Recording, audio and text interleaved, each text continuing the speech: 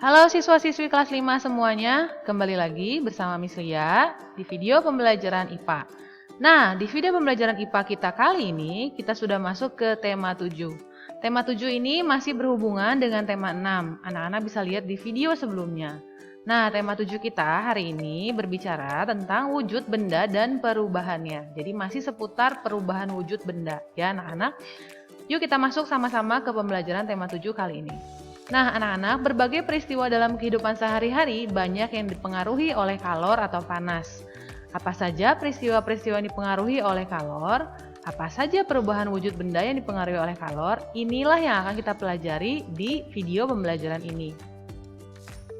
Nah, berdasarkan wujudnya, benda dapat dibedakan menjadi 3, yaitu sebagai berikut. 1. Benda padat, 2 benda cair, dan 3 benda gas. Jadi anak-anak sebelum kita masuk ke dalam video lebih dalam lagi tentang pembelajaran perubahan wujud benda, kita harus ingat-ingat kembali jenis-jenis benda itu apa saja ya.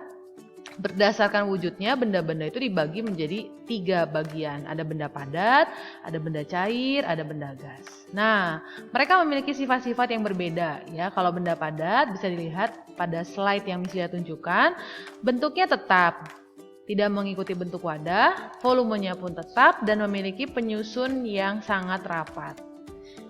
Zat penyusun yang sangat rapat. Ini sifat-sifat benda padat. Lalu kalau benda cair berbeda dengan benda padat, dia bentuknya tidak tetap dan mengikuti bentuk wadah, volumenya tetap, zat penyusunnya renggang, lebih renggang ya dari benda padat, lalu mengalir dari tempat tinggi ke tempat rendah dan bersifat menekan ke segala arah. Lalu yang terakhir untuk benda gas, dia memiliki sifat bentuknya tidak tetap dan mengisi ruang yang ditempati, lalu volumenya berubah-ubah, zat penyusunnya sangat renggang dan bersifat juga menekan ke segala arah. Anak-anak bisa lihat contoh pada gambar berikut ini ya. Kalau benda padat dia ditaruh di dalam tabung ini ya, di dalam wadah ini, dia tetap bentuknya, tidak akan berubah, tidak mengikuti bentuk tabungnya, tidak mengikuti bentuk wadahnya gitu anak-anak ya. Ukurannya tetap, bentuknya tetap gitu. Dan zat penyusunnya ini sangat rapat tuh, dia berhimpitan ya, rapat sekali. Berbeda dengan benda padat, kalau benda cair dia bentuknya mengikuti tempat ya, mengikuti wadahnya. Lalu zat penyusunnya agak renggang dibandingkan zat padat, dia renggang gitu ya. Lalu menekan ke segala arah, dia bisa bergerak-gerak, tapi volumenya masih tetap. Sedangkan berbeda dengan benda gas, dia volumenya tuh berubah-ubah, bagaimana wadahnya, bagaimana tempatnya. Bentuknya pun sama, berubah-ubah bagaimana tempatnya. Lalu zat penyusunnya sangat renggang. Kalau kita lihat dari yang padat, cair, dan gas, dia sangat renggang. Nah, apakah anak-anak bisa menyebutkan contoh benda-benda berdasarkan sifatnya? Kalau benda padat kita bisa lihat di sekitar kita ada meja, kursi, lemari gitu ya anak-anak ya. Kalau benda cair ada air, minyak goreng, madu, kecap. Kalau benda gas, contohnya gas yang dipakai mama tuh di dapur misalnya, atau oksigen yang kita hirup sehari-hari, angin yang kita rasakan waktu kita berada di luar ruangan. Nah, selanjutnya kita akan bahas ya, benda dapat berubah wujud dipengaruhi oleh kalor yang ada di sekitar benda tersebut. Jadi anak-anak, benda-benda yang tadi kita sebutin tadi, benda padat, benda cair, benda gas, itu bisa berubah wujudnya tergantung dari lingkungannya, tergantung dari panas yang ada di lingkungannya.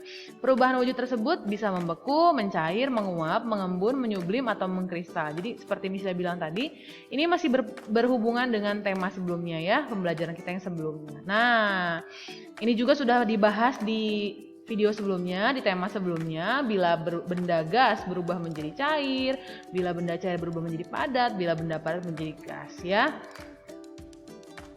Nah, misalnya ulas sedikit ya. Nah, perubahan wujud yang pertama yang kita bahas adalah membeku. Membeku itu adalah perubahan air, di contohnya perubahan air menjadi es, melepaskan kalor yang ada dalam air, sehingga suhu menjadi turun dan air menjadi beku. Jadi yang akan kita bahas di tema ini tuh lebih ke waktu benda itu berubah itu dia melepaskan kalor atau menerima kalor, itu yang akan kita bahas lebih dalam di tema 7 dan di video pembelajaran ini. Jadi kalau sebelumnya hanya bentuk-bentuk perubahannya saja, kalau sekarang Kenapa dia bisa berubah bentuknya? Ada pengaruh apa? Apakah dia melepaskan kalor atau dia menerima kalor ya? Jadi seperti di contoh ini, waktu air ini dimasukkan ke dalam lemari es atau dalam freezer, dia akan turun suhunya. Jadi dia melepaskan kalor yang ada dalam air itu lalu berubah menjadi es batu seperti ini. Selanjutnya mencair. Nah, berbeda dengan membeku, kalau mencair dia memerlukan kalor ya. Jadi zat ini seperti coklat ini dia memerlukan kalor dari sekitarnya. Contoh, waktu coklat ini dipegang oleh tangan kita kan hangat ya anak-anak ya. Waktu tangan kita yang hangat menempel kepada coklat, suhu si coklat itu akan naik. Suhunya akan naik dan coklat itu akan meleleh atau mencair. Ya, jadi berbeda ya, kalau yang tadi membeku itu dia lepas kalornya, kalau coklat ini karena menerima kehangatan dari tangan si pemegang coklat, jadi dia memerlukan kalor atau menerima kalor. Nah, selanjutnya menguap. Dalam perubahan air menjadi uap memerlukan kalor ya anak-anak. Dari mana kalor yang didapatkan? Waktu air ini dipanaskan di atas kompor, ada api kan? Nah, di situ. Nah, api ini yang memberikan kalor kepada air sehingga dia berubah jadi uap air.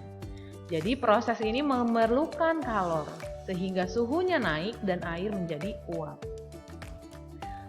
Mengembun. Bagaimana dengan mengembun? Perubahan uap air menjadi titik-titik air disebut melepaskan kalor. Kalau tadi air yang dipanasin pakai kompor itu dia dapat kalor dari api. Nah, setelah jadi uap, dia bertemu dengan tutupnya nih. Si tutup pancinya suhunya turun lagi. Jadi suhunya tadinya tinggi, jadi uap, begitu ketemu dengan tutup panci dia suhunya turun. Sehingga dia disebut melepaskan kalor. Jadi kalor yang dia punya tuh lepas, suhunya turun, dia berubah kembali menjadi titik-titik air di tutup panci ini. Nih anak-anak bisa lihat ya, ada titik-titik air di tutup panci ini.